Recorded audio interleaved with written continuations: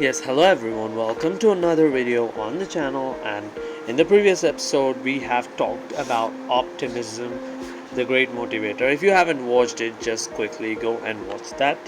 Also, in this episode, we're gonna be talking about or reading about Learning and Flow, a new model for education by Daniel Goleman, Emotional Intelligence again. Also, guys, do drop a like. Let's get into the video. Because flow emerges in the zone in which an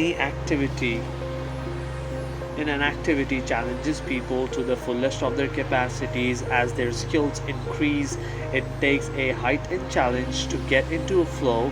If a task is too simple, it is boring. If too challenging, the result is anxiety rather than flow.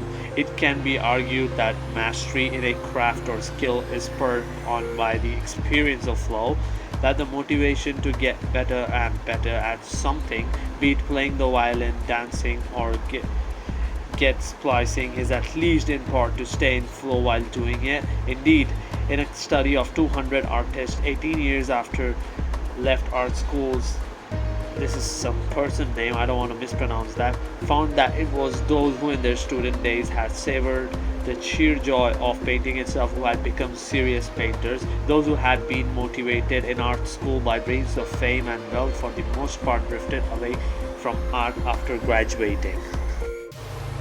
Students who get into flow as they study do better, quite apart from their potential as measured by achievement tests.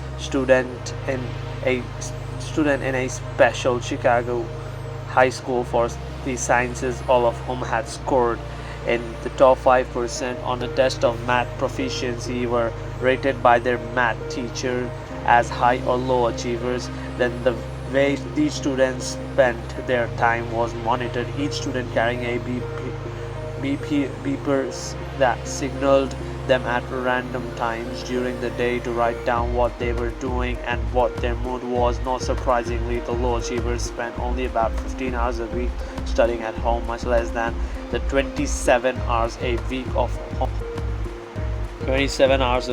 homework done by their high achieving peers. The low achievers spent most of the hours during which they were not studying in socializing, hanging out with friends and family. When their moods were analyzed, a telling finding emerged. Both the high and low achievers spent a great deal of time during a week being bored by activities such as TV watching that posed no challenge to their abilities. Such, after all, is the lot of teenagers, but the key difference was in their experience of studying. For the high achievers, studying gave them pleasing, observing challenge of flow 40% of the hours they spent at it, but for the low achievers, studying produced flow only 16% of the time, more often than not.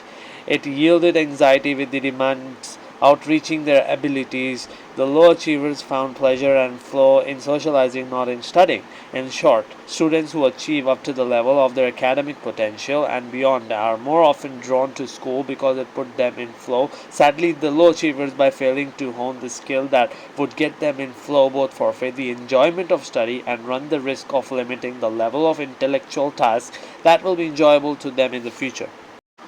More generally, the flow model suggests that achieving mastery of any skill or body of knowledge should ideally happen naturally, as the child drawn to their areas then spontaneously engage her that in essence she loves. That initial passion can be the seed for high levels of attainment as the child comes to realize that pursuing the field, whether it be a dance, math, or music, is a source of the joy of flow. And since it takes pushing the limits of one's ability to sustain flow, that becomes a prime motivator for getting better and better. It makes the child happy. This, of course, is more positive model of learning and education than most of us encountered in school. Who does not recall school at least in part as endless dreary hours of boredom punctuated by moments of high anxiety? Pursuing flow through learning is more human, natural, and very likely more effective way to marshal emotions in the service of education. Last but not the least, putting off gratification lifting our mood, so they facilitate rather than impede thinking, motivating ourselves to persist and try again in the face of setbacks, or finding ways to enter flow so perform more effectively.